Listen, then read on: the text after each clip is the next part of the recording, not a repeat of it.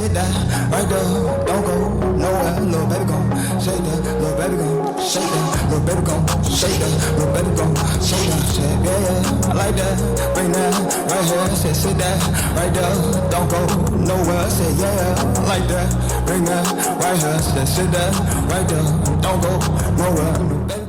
Welcome back, we back with another reaction video. Today we are reacting to a Patrick CC video, the lies that destroyed a legendary wrestler. What? You talking about Hulk? Hulk. But let's get into it. Professional wrestling is unlike any other sport because not only does it require you to be a world-class athlete, it also requires you to be a professional pretender. The WWE and adjacent organizations are essentially an action-packed reality TV show, with scripted monologues, pre-planned match results, and wrestlers acting as larger-than-life heroes or ruthless supervillains. Terry Gene Bollea played the character of Hulk Hogan, an all-American gladiator who could destroy any man, no matter how big or strong. To say he was a superstar is an understatement. For the better part of a decade, he was the face of the entire industry. Now, being a celebrity is already going to create ego problems. It's hard to remain humble and honest when people treat you as larger than life. But with Hogan, it goes a step further. Most method actors work on a role for a few years maximum, and then they are able to go back to real life or transition to a new film role. But Hulk Hogan has played the same exact character for 35 years. Every match he wrestled to every word he spoke was a carefully crafted novel from a team of writers shaping the public's perception. The character of Hulk Hogan is impeccable. It always has been. There are no holes in this character at all. Unfortunately, every part of his life that he could not control with his team of writers came crashing down. From ruthless cheating on his wife with his daughter's best friend, to getting caught admitting He did what now?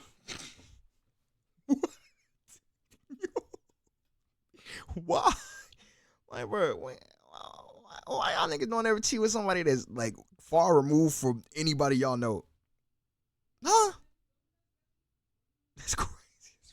Man, get into it, bro. That's crazy. To being a full-blown racist, to nearly having his entire legacy erased from the history books. Hulk Hogan got so caught up in his endless lies that it destroyed his reality. This is how it having his entire legacy erased from the history books. Hulk Hogan got so caught up. Absolute absurdity of Hulk Hogan's lies. I recently went and revisited one of my favorite rabbit holes, the lies of Hulk Hogan. You would think there's no way a pro wrestler's life claims are more ridiculous than the storylines, right?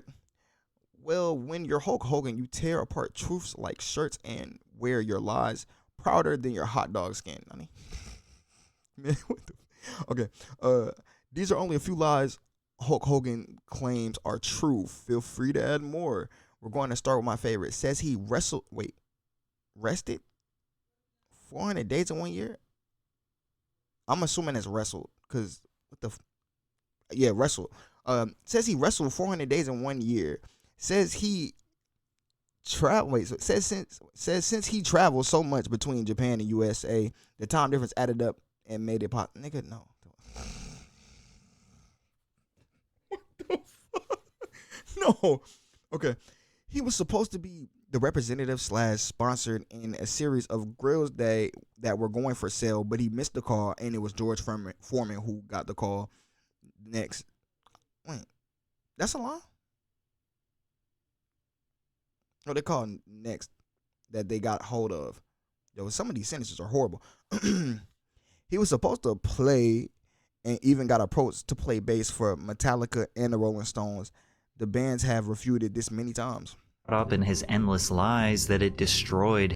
The wrestler director Darren Aronofsky, I would assume, offered the lead role multiple times, but Hogan said he turned it down as he didn't deserve it. Aronofsky has said Hogan was never once even considered. Damn.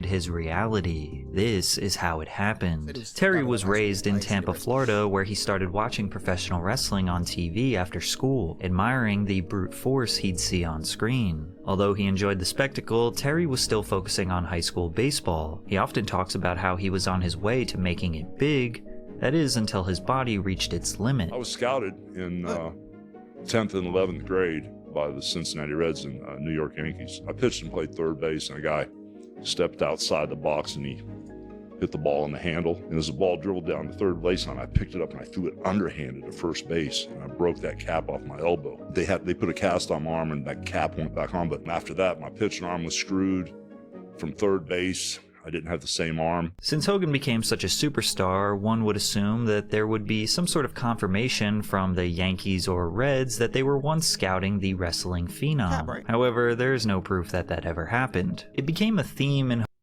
Hogan's life to embellish or exaggerate stories, so much so that people stopped believing any word he says. One of his favorite stories is how he almost played bass guitar for Metallica. After his baseball career came to a screeching halt, Terry decided to pursue music, spending a decade playing fretless bass guitar in several Florida-based rock bands. By 1976, he formed a band called Ruckus with 2 local musicians. He even claimed he was so good, one of the most legendary rock bands of all time recruited him. I used to be a session musician before I was a wrestler. I played bass guitar. I was big pals with Lars Ulrich, and he asked me if I wanted to play bass with Metallica in their early days, but it didn't work out. Just a few days after Hogan said this, Lars Ulrich went on the Howard Stern show and said that he has a photographic memory, but I certainly have no recollection of doing anything with, quote, Hulk Hogan, end quote. After Lars called out Hogan's lie, the Hulk drastically changed his story. Metallica needed a bass player, and I thought, oh my God, would I love to be in Metallica? So I put the word out everywhere.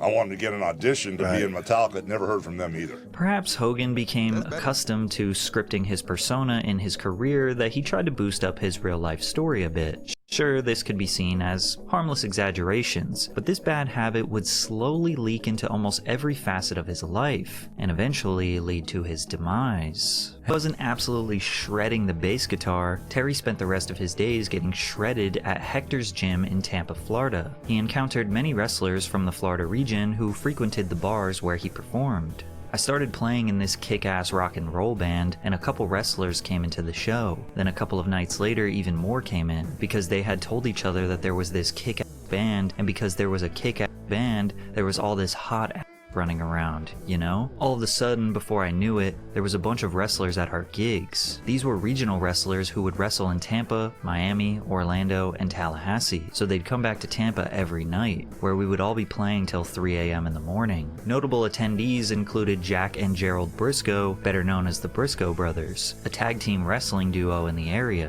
In 1976, the Briscoe Brothers encouraged Hogan to pursue wrestling after being impressed by his growing physical stature, and in 1977, Hogan embarked on his rookie season as a wrestler. Hulk said in his 2010 autobiography that Elvis Presley was a huge fan of his at the time, but Elvis died 11 days after Hogan's first match in 1977, and that match was not in Memphis, Tennessee, which is where Elvis was. Terry didn't actually commit to a full-blown wrestling career until 1979 when he adopted the stage name Terry the Hulk Boulder. Spending his early years on the independent circuit, he then appeared in various wrestling promotions, including a brief stint in the WWF, before settling in New Japan Pro Wrestling, where he made a name for himself. Sunday, Monday, Tuesday, Wednesday, Thursday, Thursday, Friday, Saturday, Sunday comes again. 毎日 Sunday, 毎 Monday, 日 Tuesday, 日立の Wednesday, 細長 Thursday, 静 Friday, か Saturday, サラサラ Sunday comes again. 綺麗な空気 And while Hogan was growing his brand in East Asia, he claimed in his autobiography, My Life Outside the Ring, that his work in the region allowed him to wrestle 400 days per year. If I say I wrestled 400 days a year, it's no exaggeration. My years were actually longer than 365 days. There were times when I'd fly back and forth to Japan twice a week just to wrestle. Now, it was nothing to wrestle in Madison Square Garden one day, then fly all the way to the Egg Dome in Tokyo the same day, because you'd gain 14 hours and then fly back to the West Coast and so on. So I could wrestle in Japan today and then fly back across the international date line and land in another town yesterday. I was constantly adding days to my years. What? Gang, I don't think that makes sense. At all. Now, there are no records of Hogan wrestling in Madison Square Garden one day and then the Egg Dome the day after. Now, it's unclear if Hogan was serious or just trying. Bro, no, bro. Now, there Go to the rest of the article, bro. Because So guys are trolling, bro. First of all, there are certainly no records of him wrestling in Madison Square Garden one day and then the Egg Dome the day after. Second of all, even if he did do that, he wouldn't have gained 14 hours as he said, but he actually would have lost 14 hours. Hogan's claim of wrestling 400 days a year isn't just baffling, it's mathematically impossible. Unfathomable. What the is he talking about? He's laced. I could wrestle in Japan today and then fly back across the international date line and land in another town yesterday. I was constantly adding days to my years. Now there are no records of Hogan wrestling in Madison Square Garden one day and then the Egg Dome the day after. Now it's unclear if Hogan was serious or just trying to make a silly exaggeration, but his wrestling 400 days per year has become a meme to poke fun at his relentless lies. Regardless, it's safe to say that Hogan was a huge star in the wrestling world. At the time, the United States had defined territories that different wrestling federations controlled. Hogan was one of the few who wrestled in basically every territory. He was able to help draw new interest locally and sell tickets since he was a national star. He said in his autobiography that he was the first wrestler to walk out to the ring to music, revolutionizing the sport. But Sergeant Slaughter, Chris Colt, Mildred Burke, and wrestlers from the 50s and 60s had entrance music. However, major changes were on the horizon. Vince McMahon bought the WWF from his father, the territory that controlled the northeast sector of the US. Vince was planning an all-out takeover of the entire industry. His vision was to sign the best and most popular wrestlers exclusively to the WWF, so they could not wrestle in any other promotion but his own. Although this is extremely common today, back then it was seen as a merciless business practice intended to dismantle the wrestling industry and create one giant monopoly. And as we all know, it worked. But after Hogan's acting role in Rocky III, he became a mainstream superstar, and at that moment, Vince McMahon knew who the face of the WWF was going to be. Terry established himself as a fan favorite, and within 1 month, he won his first WWF World Heavyweight Championship at Madison Square Garden. From there, his takeover was in full effect. He was headlining WWF events every night to sold-out crowds across the Northeast, continuing to amplify his superstardom. In his interviews, Hogan often referred to his fans as Hulkamaniacs and introduced his 3 demandments: training, saying prayers, and eating vitamins. Over time, he added a 4th demandment: believing in oneself. Hulk was larger than life, physically and metaphorically. He stood at a staggering 6 foot 7 inches tall and weighed 295 pounds with 24-inch biceps, all while containing a superstar aura that he described as being similar to a cult leader. Do you know anything about Hulkamania? Hulkamania? Hulkamania. If you want me to. What is Hulkamania? Well, Hulkamania is the Johnny newest Carson was thing, Johnny. It's the hilarious. thing that is sweeping the country. I'm sure some of these guys over here might know about it. It's like a new cult, and it's like follow the leader. Everybody does what the Hulkster does. It's like truth, justice, and the Hulk Hogan way. Hogan's image was plastered on action figures, lunchboxes, and video games, making him a pop culture phenomenon and one of the most recognizable figures worldwide. He was named the most requested celebrity of the 1980s for the Make-A-Wish Foundation's children's charity, being featured on the covers of Sports Illustrated, TV Guide, and People magazine, while also having his own CBA Saturday morning cartoon titled Hulk Hogan's Rockin' Wrestling. He was officially the face of professional wrestling. Hogan and Vince McMahon developed a very close relationship. Even though Vince was a ruthless businessman who often took advantage of his wrestlers, Hogan seemed to protect the interests of the corrupt CEO rather than his fellow co-workers. At least that's what WWE Hall of Famer Jesse Ventura says. You and Hulk were once good friends. Yeah, What's the likelihood of that ever being repaired? never. What? Can't trust him. And he's the one that ratted me to Vince when I tried to unionize. I found that out under federal deposition when Vince was put under sworn, and he didn't hesitate at all. I told my lawyer the story, and in deposition you could ask about anything. And so I wanted to know who ratted me in the locker room, because there were no agents, no one from the office was in there when I did it. So it had to be one of the boys. And when my attorney said, Mr. McMahon, has there ever been a union in wrestling? And Vince said, no. He said, has anyone ever tried to? And Vince said, well, I think Jesse Ventura spouted his mouth off about it once before. My attorney said, did you hear Mr. Ventura? No. Well, then how do you know he did? With no hesitation, Vince went, Hulk Hogan told me. And I didn't show any emotion, but I almost tipped over in the chair because he was my friend. And I thought, but then I understand why. When we went to court, I saw in WrestleMania 3, Hogan got paid more than all of us combined. Damn. Now, why would he want a union when he's getting taken care of? Then again, many wrestlers of this era, like Greg Valentine, say he was a great guy. When I was wrestling in Florida, when he was still playing the guitar at a band, I met him there. So we always, he's a mellow guy, and he likes to smoke the, and he don't like getting drunk and crazy and all that. Just a real nice guy, Florida boy, down to earth. So I got along with that type. And my wife, Julie, who I'm still married to now, my wife, beautiful wife, Julie, and Linda became really good friends. So. Nothing could slow down Hogan's dominance, and his reckless actions would lead to his first major controversy. During an interview in 1985, he choked out TV personality Richard Belzer, causing him to lose consciousness. Then he dropped his unconscious body to the floor, where he split his head wide open and required an immediate hospital visit where he received 9 stitches. Called a front shin lock. How about it, T? All right. Now. Keep like that for a little while.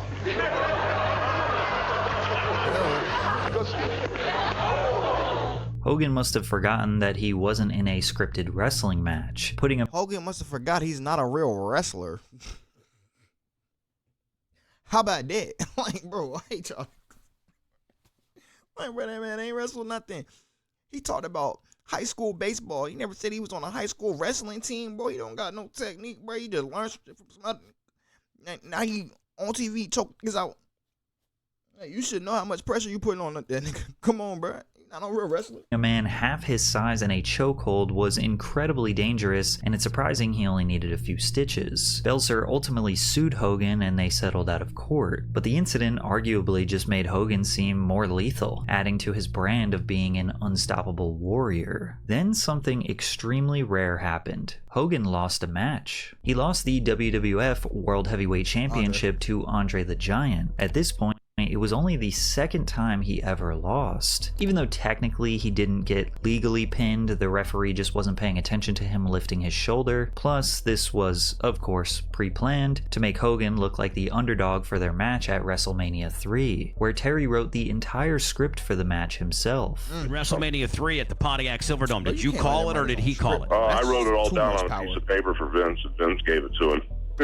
Oh, now, hold on now. So you were afraid. You would testify now that, I mean, you physically were afraid of him because, I mean, he... No, I wasn't afraid of him, but he was in just so much pain that, we really weren't sure. Vince came to me the night before. We really weren't sure the way the finish was going. So I said, let me write down a plan A Hulk Hogan match. It'll blow the roof down out of the place. So Vince took out his big yellow pad, his big yellow notebook pad, and I wrote down center of the ring. He pushes me, or I push him. I can't remember. I go, he throws a punch. I block it 1, 2, 3 punches, go to pick him up. I fall backwards. First time I've ever done it in my life. Hogan finished the match by picking up the 6'10", 400 or 500 something pound beast and slammed him. Everybody knocks me for this on the internet, and everybody always just says BS. But the honest to God's truth is they weighed him in. They always said he was the 500-pound Andre the Giant. But we weighed him at the scales at the baggage claim at Detroit. When we came to Detroit, The baggage claim? he was about 697 because he'd gained a bunch of weight, and he had that huge back surgery in England. He was in a ton of pain. The match was watched by 33 million live viewers, making it the most watched wrestling match in history still to this day.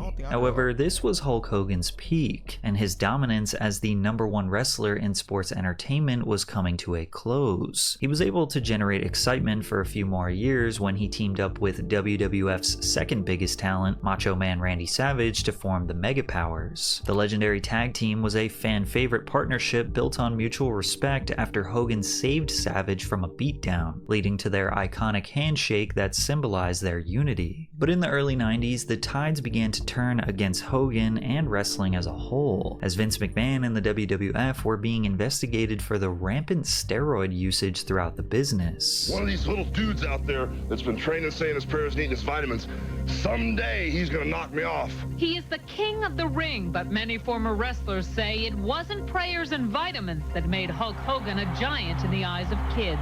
I myself personally have injected Hulk Hogan with anabolic steroids. Did the biggest star in pro wrestling get to the top by using dangerous drugs? Although wrestling is Why was he saying what Arsenio? scripted, to say that it's fake is definitely disrespectful. It's no secret that wrestlers regularly face extreme physical demands, enduring injuries and chronic pain due to the rigorous nature of their back-breaking profession. The combination of intense training, frequent matches, and the expectation to maintain peak performance levels, it leaves little time for proper recovery, and as a result, illicit substances are sometimes misused as a quick solution to manage pain, allowing athletes to continue competing. Not to mention the aesthetic benefits. The bigger, stronger, and more muscular you looked, the more potential you had to become a star. The number of pills that were being handed out at the WWE at the time was mind-boggling.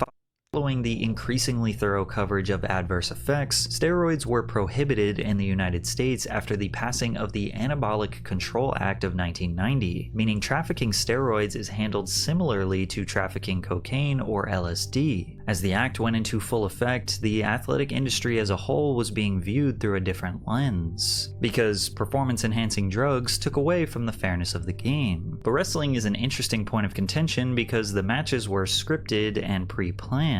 Therefore, it's kind of impossible to have an unfair competitive edge. There was a doctor that would meet us in Hershey Park, and he walked in with 6 or 7 suitcases full of pills and steroids. That was a big foul up because you could go in there and ask him for Valium, Halcyon, steroids, pain pills, whatever your heart desired. And that alleged doctor was George T. Zahorian, who got a job as a ringside doctor for the WWF in 1984. 5 years later, the FBI started quietly investigating the doctor's questionable business practices. The feds subpoenaed Zahorian's FedEx records, uncovering regular shipments to Vince McMahon, Hulk Hogan, Roddy Piper, and other wrestlers on Vince's payroll. And this was enough evidence to indict Zahorian on 15 counts of distributing controlled substances. That all of a sudden there would be a line that would form to see Dr. Zahorian.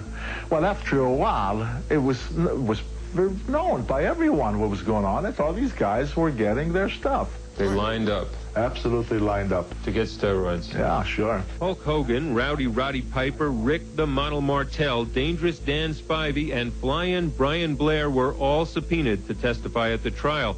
They all appeared, except for Hogan, who was excused, even though Dr. Zahorian stated that he had known and successfully treated him for a serious steroid abuse problem. Hogan went to the media to set the record straight that he has used steroids, but never abused them. So basically, I was insulted when basically the inferences or the speculation said, well, all you gotta do is take a pill or take a shot in the butt every day to get to look like Hulk Hogan.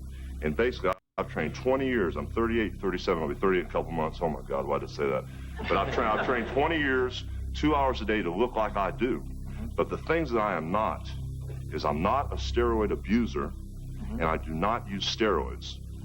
But there's a situation where steroids, Hulk Hogan, and my private physicians have something all in common, and these are the situations.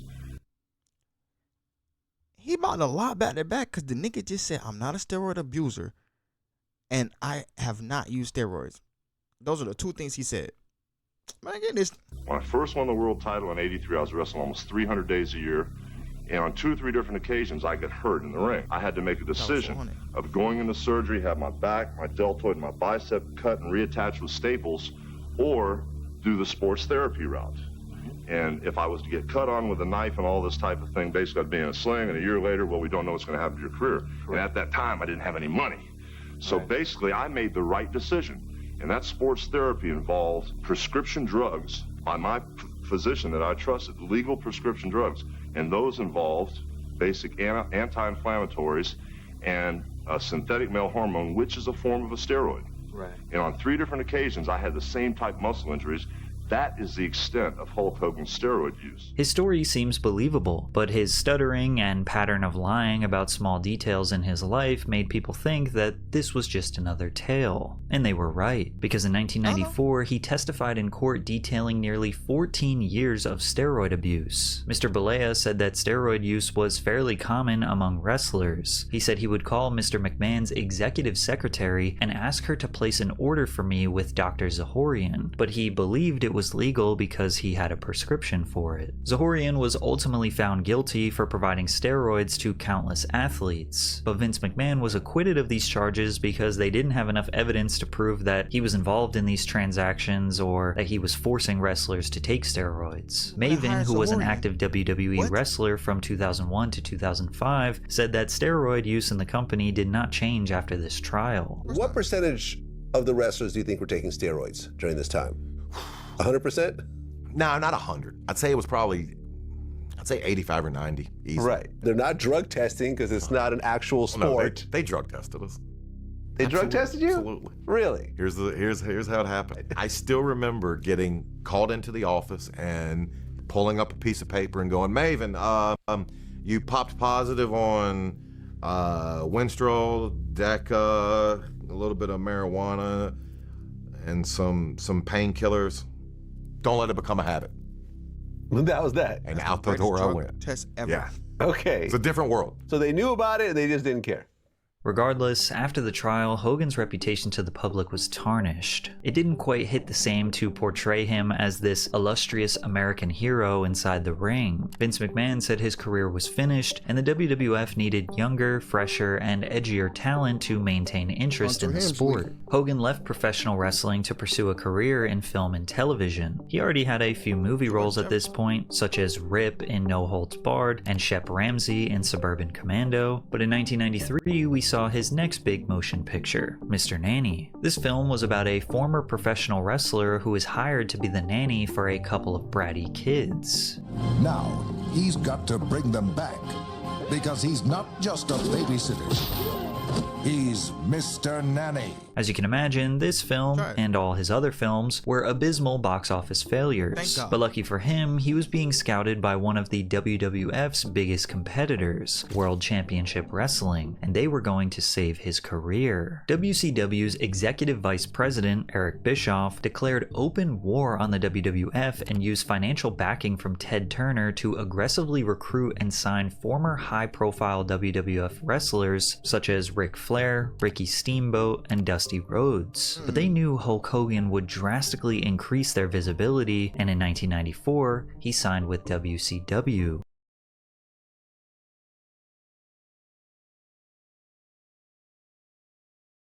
Bischoff offered Hogan total creative control over his character, in addition to a multi-year, multi-million-dollar contract at a time where just a few of the top wrestlers were maybe receiving around $1 million a year. Giving this much power to Hogan would eventually be the demise of the brand. While Hogan has denied ever using his creative control in the WCW, former employees have claimed otherwise. Apparently, at the Bash at the Beach match in 1994, legendary wrestling writer Vince Russo wrote that Hogan was going to lose his match to Ric Flair, to which Hogan initially agreed with, but then allegedly changed his mind at the last minute. Hogan's attorney sent a fax to WCW's office after the closing hours on Friday. The pay-per-view is Sunday. Sends the fax to the office after closing hours stating Hulk Hogan was going to play his creative control card and was not going to do what was written. Friday after the office closes and everybody is on their way to the Bash at the Beach, so nobody saw this fax prior to the show. Russo's recollection seems to make sense because in the final moments of the match, Ric Flair is seen hitting Hogan, to which Hogan is not reacting, only for him to put his finishing move on Flair and pin him for the title. This is one small example of what many believe to be Hogan's abuse of power in the WCW, a man who is so enthralled in his own ego that he believes his character and persona is more important than the entire 80-man roster. He even scripted himself to beat every top wrestler on the roster and made himself the champion for 469 days, the longest in WCW history. Why? Or maybe he's just that dominant. Likely sensing that the people were tired of the Hulkamania shtick for the past 2 decades, he finally turned heel, which is a wrestling term for becoming an anti-hero or villain. He formed the legendary trio New World Order or NWO alongside Kevin Nash and Scott Hall. He dropped the bright yellow and red and opted for all black. He even dyed his beard black. NWO was a drastic change not just for Hogan, but all of wrestling. The gritty anti-establishment and gang-like persona brought attitude to wrestling, removing the glitz and glam of the heroic athletes of the 80s. They were selling millions of dollars in merchandise and genuinely stealing viewership from the WWF. Hogan's vision for NWO nearly put WCW in the #1 spot, but then many believe Hogan drove it into the ground. Everything that has a meteoric rise needs to fall, whether it be in the real world or scripted television. But Hogan did not want the NWO to fall, and many have accused him of never passing the torch. He seemingly never wanted to let anyone beat him, which does add up considering he only has 14 clean.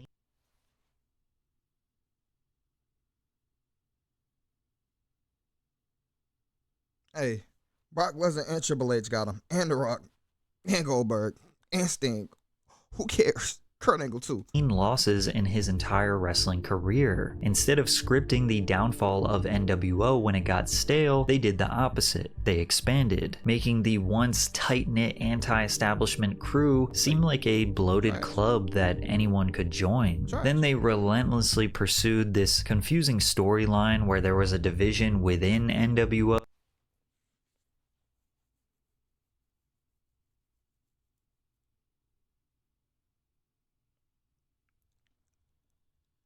I used to play the games, and to this day, I still don't know who that nigga is with the chain mail on his head. I don't know who that is. Where Hogan was the leader of NWO Hollywood and Kevin Nash was the head of NWO Wolfpack. And then the entirety of WCW storylines were centered around this uninteresting internal battle of a gang. Many speculate that it was all just Hogan trying to keep the entirety of WCW around his brand. And to make it worse for them, the WWF developed some of the most electrifying and entertaining characters and storylines in the late 90s with legends like Stone Cold Steve Austin, The Rock, The Undertaker, and many more. But the WCW's credibility was permanently damaged after the infamous incident called the Finger of Doom. They heavily marketed and hyped up the incredible battle of Hogan versus Nash for the World Heavyweight title. Two anti-heroes who created a movement and now were fighting to decide who gets opposite. Fans thought it was pathetic, bad storytelling, and just boring, and the WWF took over. And yet, even after ratings were in the toilet, that still did not stop Hulk from abusing his creative control. Hogan was scheduled to challenge Jeff Jarrett for the WCW World Heavyweight Championship. However, before the match, Hogan was involved in a backstage dispute with scriptwriter Vince Russo. While Russo wanted Jarrett to come out on top, Hogan wanted the title for himself, which resulted in one of the few moments when a wrestler intentionally and obviously went off script. Russo instructed Jarrett to walk in the ring, lie down, not fight back, and after Hogan left the ring with the title, Russo returned to express what just happened. And this wasn't scripted. He was telling the truth. All day long, I'm playing politics with Hulk Hogan because Hulk Hogan tonight wants to play his creative control card. And to Hulk Hogan, that meant that tonight in the middle of this ring, when he knew it was bullshit, he beats Jeff Jarrett. Well, guess what? Hogan got his wish. Hogan got his belt and he went the hell home, and I promise everybody else I'll go in the goddamn grave. You will never see that piece of shit. And after that moment, Hogan was never seen in the WCW ever again. Stand on business. I'm telling you, bro. It seems like Hulk Hogan's ego got to him, and now he's just like becoming a toxic figure. Well, I mean, he probably already been a toxic figure in the wrestling circles that he was in. Because I think about it, if a nigga say, "Yeah, bro, I'm trying to get a union started," and then you say, "Oh, I'm telling Vince," and we don't know how Vince learned of this. Like, not only is you, it's like, bro, it's one thing if you telling the truth and it's actually gonna help somebody, bro. You about to F over your other fellow wrestlers for you getting paid more than them. What's wrong with you? After Russo's rant, the fans realized just how much control Hogan had. He could decide what would happen with his own character and everyone else's, without anyone being able to stop him. In response to this rant, Hogan filed a defamation lawsuit against Russo, but he had absolutely no case whatsoever, and it was dismissed in 2002. Hogan's creative control became such a widely discussed issue that a long-standing meme holds in the wrestling community, quoting Hogan as saying, "That's not gonna work for me, brother." And although we don't know for certain he ever said this, it seems extremely likely. In February of 2002, Hogan made his return to the WWF as a heel at the No Way Out pay-per-view. Hollywood Hogan to a match at WrestleMania 18, billed Icon vs. Icon, and put on one of the greatest matches in WWE history. And to many people's surprise, Hulk Hogan was 50 years old, a questionable businessman, but undeniably a legend. Plus, he simply did not fit in with the New Age wrestlers, but instead, he hung around and had a very lackluster exit from the company. Hogan fought the likes of Kurt Angle, teamed up with Edge to capture the Tag Team Championship, helped elevate in newcomer Brock Lesnar, and even went toe-to-toe with Vince McMahon at WrestleMania 19, where the two old guys actually put on a pretty good match. From there, Hogan had a stint where he wrestled as a masked superhero called Mr. America, who loosely resembled Captain America. Mr. America was seemingly an alter ego as he used the same entrance theme, signature gestures, moves, and phrases as Hogan, despite repeatedly denying being Hulk Hogan. This storyline was terrible. During his last appearance on SmackDown, Mr. America unmasked to show the fans he was indeed Hogan, putting his finger on his lips and telling the fans to keep quiet, as if they didn't already know. It was later revealed that Hogan was just unhappy with his salary at the time and quit. But while Hogan's wrestling career was starting to slow down, the buzz surrounding his personal life was just picking up. His first major success outside of wrestling came in 2005 with the launch of his VH1 reality TV show, Hogan Knows Best, which can we all acknowledge that the name of this show couldn't be any more obviously made up by Terry himself. Although the early 2000s were famous for giving every random celebrity or family their own TV show, there were a few diamonds in the rough. Considering Hogan Knows Best ran for 4 seasons, also producing a 2-season spin-off for his daughter called Brooke Knows Best, it's safe to say that the fans liked it.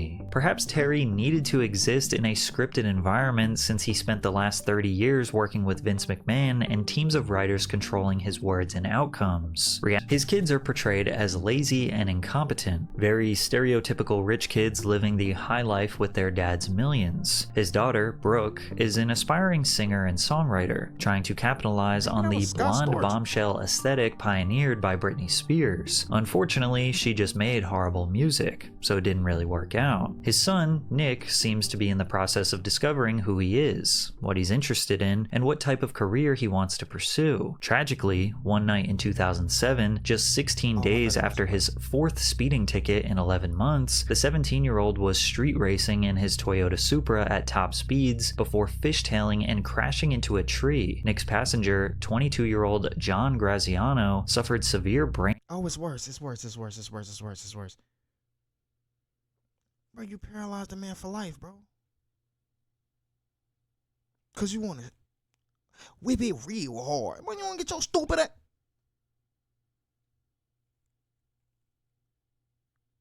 Hey, bro, stop driving the vehicle like it's stolen if it's paid for, gang.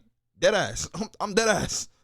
Brain damage that has left him permanently unable to speak, walk, or eat. While Hogan called his son in jail, the conversation was recorded, as all of them are. Transcripts of the conversation were revealed that many interpreted. Well, I don't know what type of person John was, what he did to get himself in his situation. I know he was pretty aggressive and used to yell at people.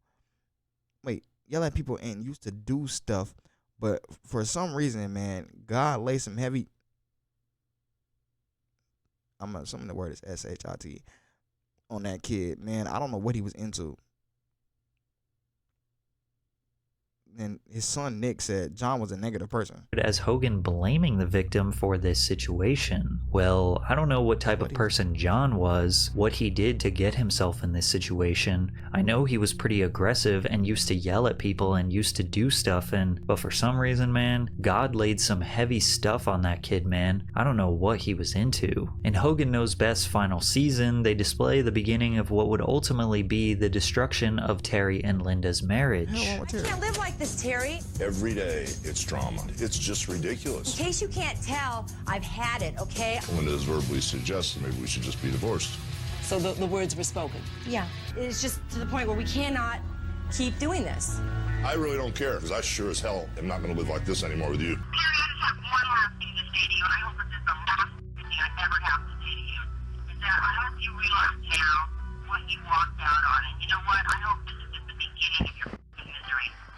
And To no surprise, Petty. they did end up getting a divorce after the show concluded. Hogan's darkest year was in reality 2007, when he wasn't wrestling or shooting his reality TV show. It's almost like the moment his every move wasn't being scripted or choreographed, he collapsed. The final nail in the coffin was when Linda discovered that Terry cheated on her with their daughter's best friend, Christian Plant. My relationship with Terry began at a time when Terry and Linda privately knew their marriage was ending, she told the tabloid. She had left him already, although no official papers had been filed. Christian tried to apologize to Brooke as she felt immense guilt. In a MySpace post, Brooke responded, "When your best friend and one of your closest family members that you have loved unconditionally since your first day on this earth betray you together, you could maybe find it in yourself to forgive one day, but you will never forget the hurt they caused you." As if it couldn't get any weirder, Linda, Hogan's ex-wife, started dating her son's 19-year-old friend, Charlie Hill, and ended up married.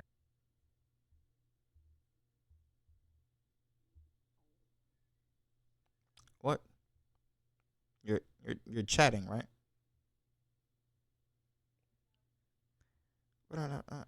Who starred with a parent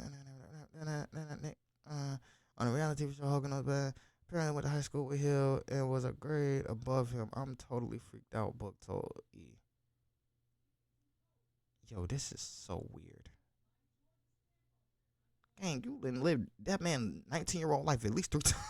Like, what the marrying him. While Hogan may have felt his worst days were behind him and he could finally focus on repairing the mistakes and lies he told to his family and friends, it would all come back to haunt him again in 2012 when a tape between Hogan and Heather Clem surfaced online. In October 2012, Gawker, a celebrity blog site, released a short clip of the encounter. The site claimed they received the tape from an anonymous source who wanted no payment nor credit. Their only request was that we watch it. Hogan later told NBC's Today Show that the tape happened during a low point in his failing marriage to Linda Hogan. The tape was filmed in 2006, but Linda filed for divorce the following year. Things were bottomed out completely, Hogan said. "I was with some friends and I made a wrong choice, and now all of a sudden it surfaces, over 6 years later, and it's just appalling." While most people saw this as another reflection of Hogan's bad character, it was a little deeper than what we saw on the surface. The tape was filmed in 2006 around the final taping of Hogan Knows Best. He was living at his friend Bubba's house on the brink of divorce and dealing with the darkest moment of his life. People don't realize is that my best friend, Hulk Hogan, lived with me at his lowest point of his life in 2007. He was suicidal. I had to take a gun away from him at one time. He was going to kill himself. And we were coming home from the dollhouse one night. My wife and I had a semi-open relation. I mean, we were. I wouldn't say we were necessarily in the lifestyle, but I'm not a jealous guy. I've become calloused. So my best friend, my wife, is not that big a deal.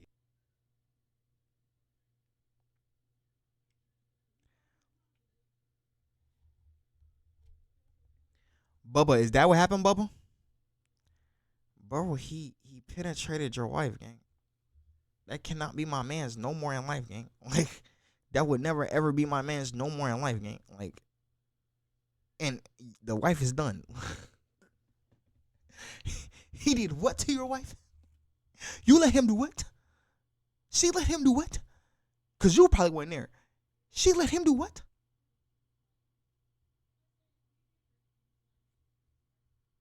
Hollywood weird, gang. No.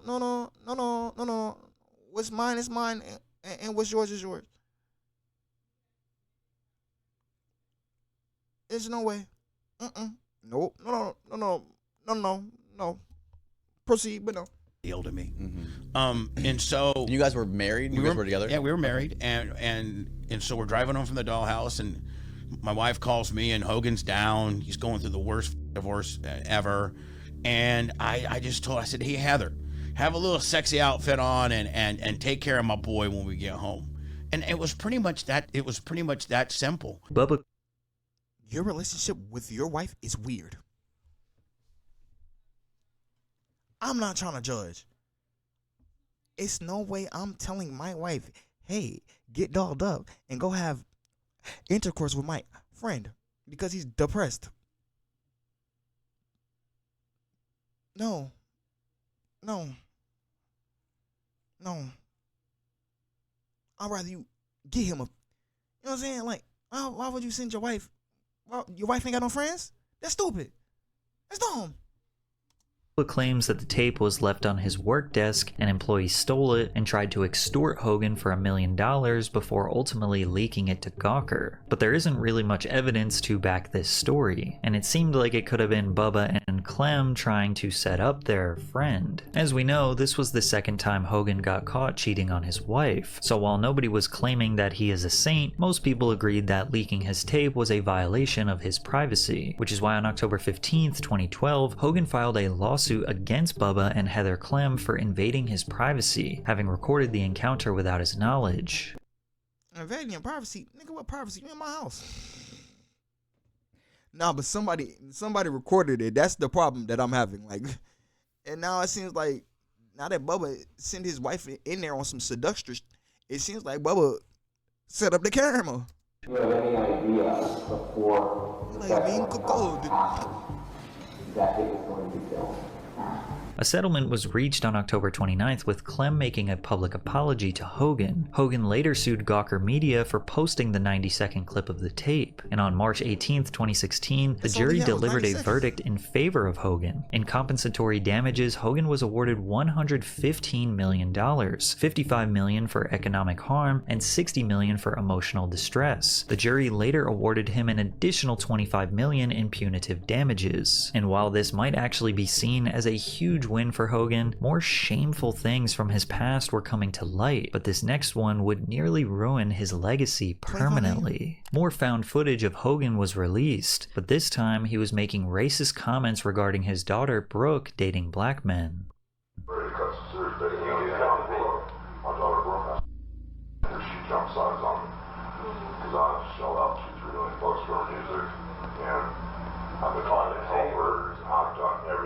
I'm not gonna lie.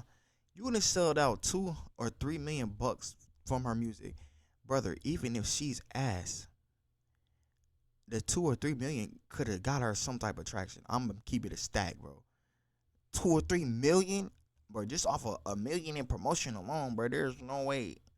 Even the music is Ice JJ Fish levels, bro. It's gonna do something, bro.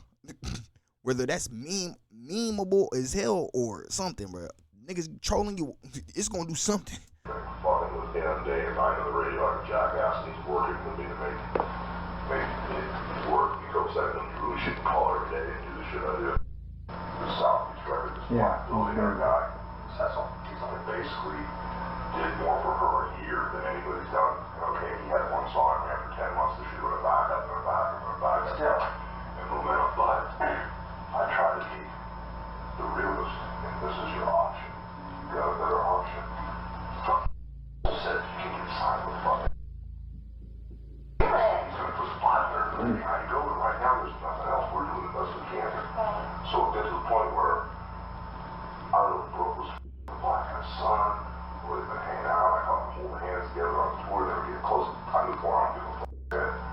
I'm not a double standard type guy. I'm a racist to a point. Yeah. You know.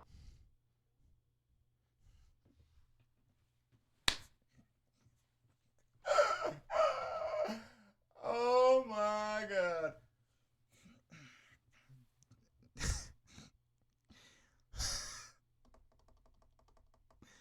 First and foremost, ain't no nigga named Sissel, okay?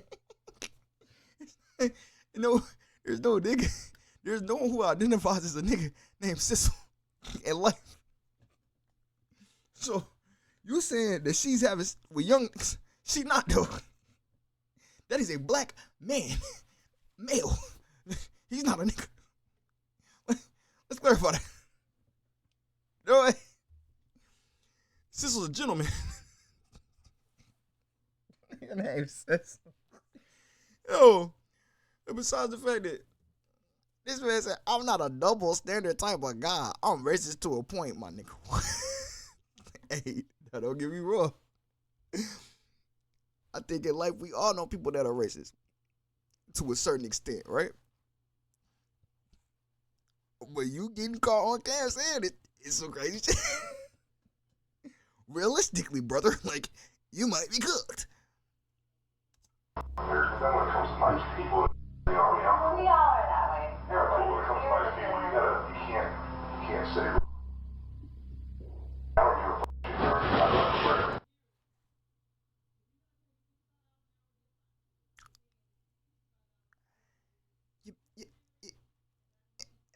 You down as a gold digger. No. She just said, this man just said, it don't matter. I don't give a, if she's, look, 8 foot tall basketball player, brother, there's nobody that plays basketball that's 8 foot tall. Their neck, their legs would not be able to accept that pressure. Secondly, if we gon' with the rich one, let's get a rich one. Did you not just say that the kid dad is rich? Is he not a rich one? Nani? You contradicting yourself. Just say you don't like her dating black people. You're racist. Wait there. You got your preferences for your daughter. Your daughter got her own preferences, clearly. She like black people meat. Not the website. Go ahead. Football, basketball player, to have if we're vendors, let's get a rich one. The kid is a multi-billionaire. Right. The thing is, now they start doing these nasty emails, so someone will write a relationship. And so now don't ever talk to anybody. No. In July of 2015, National Enquirer and Radar Online were the first media outlets to publicize the situation. The recordings disappointed many within the wrestling community, forcing Hogan to come forward and address his racist behavior. 8 years ago, I used offensive language during a conversation. It was unacceptable for me to have used that offensive language. There is no excuse for it, and I apologize for having done it. Hogan said in a statement to people, "This is not who I am. I believe very strongly that every person in the world is important and should not be treated differently based on race, gender, orientation, religious beliefs, or otherwise." Or monetary value. Like, bro, if we gonna get a rich, no, don't get a rich ninja. Stay there. This is obviously Hogan's biggest lie to date. Like, it's one thing to argue that something is out of context, or maybe something is a microaggression, but here this guy is 60-something years old, dropping hard R's and literally saying out of his mouth, "It was hard R's." I'm thinking it's GGAs. Guys, he gurring? Ain't no way you gurring.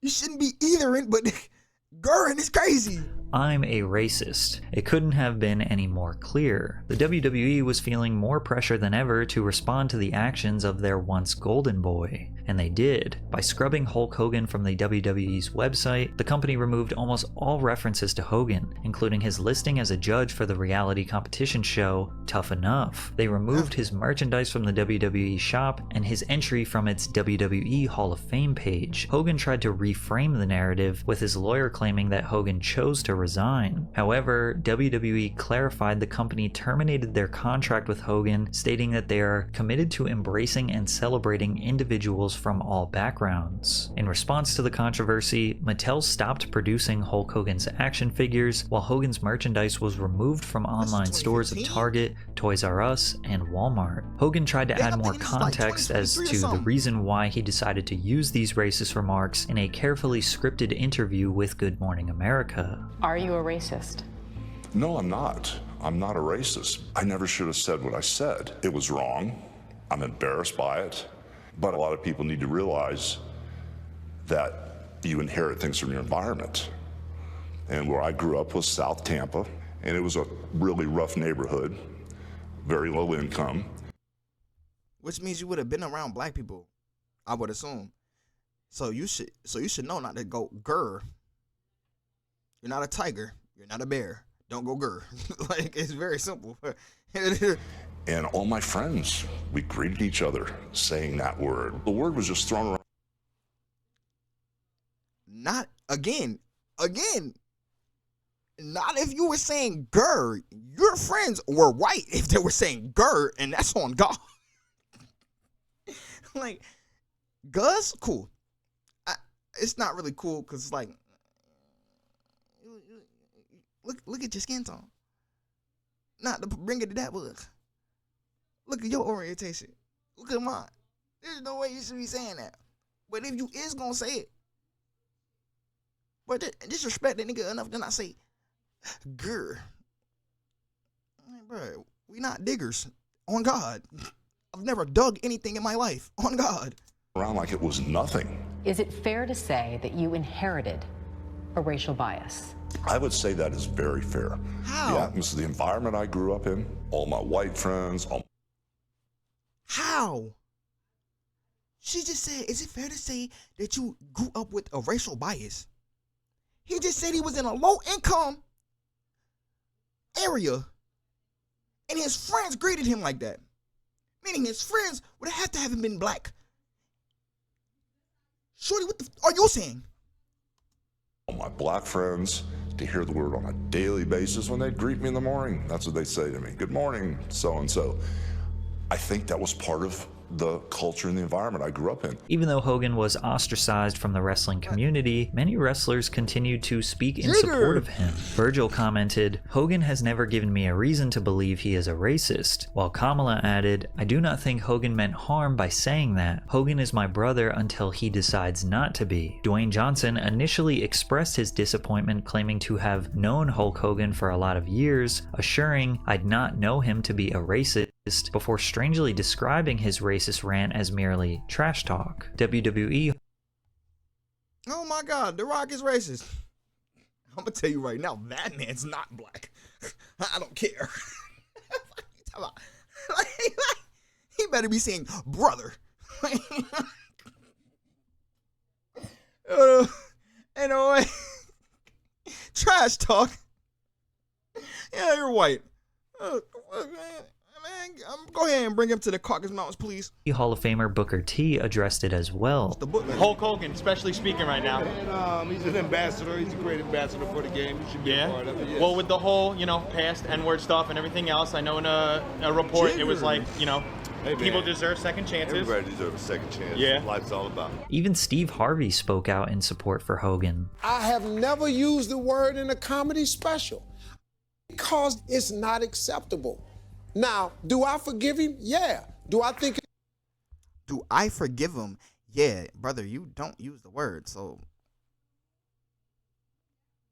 it should even be for you especially, because you don't use the word. It should be even more like, that's weird. I don't even use the word. Why are you? Why are you? What would make you think that you got the right to use the word?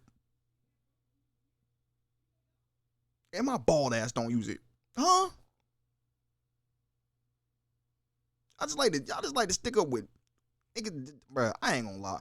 Black people have no unity. Go ahead, man. I'm out. His career should be ruined because of it? No, I don't. Because if we ruining people's career for that word right there, ain't none of us gonna be working.